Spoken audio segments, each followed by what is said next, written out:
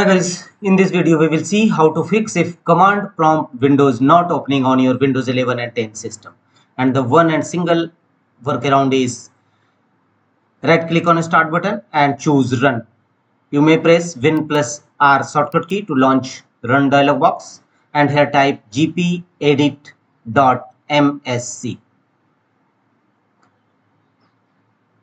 Click on OK. It will open local group policy editor in your Windows 10 or 11 home edition only. Here from the left side menu under user configuration, expand administrative templates. Expand it, scroll down and here you will find the option system, select it.